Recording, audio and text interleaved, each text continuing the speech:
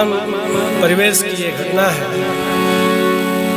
कि अपना परिवार से प्रिय एक पक्ष जो है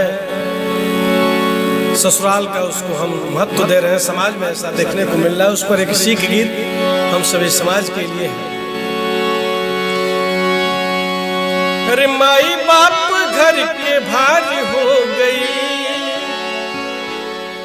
अरे भाई से बढ़ के अपन सारी हो गई। कैसन कलयुग के पूत, अरे जान में कपूत, बैकुंठ ससुराल हो गई। कैसन कलयुग के पूत, अरे जान में कपूत, बैकुंठ ससुराल हो गई। माई बाप घर के भारी हो गई, भाई से बढ़ के अपन साथ हो गई।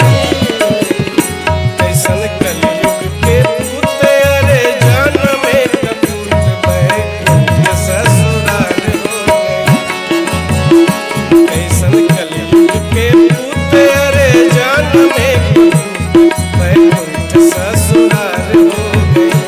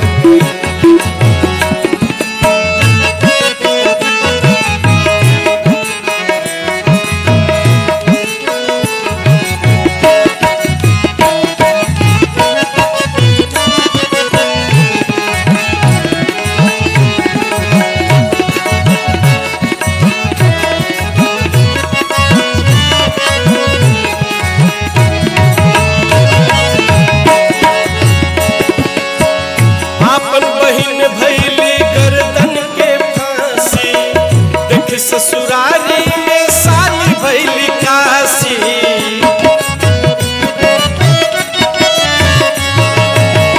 अपन बहिन भैली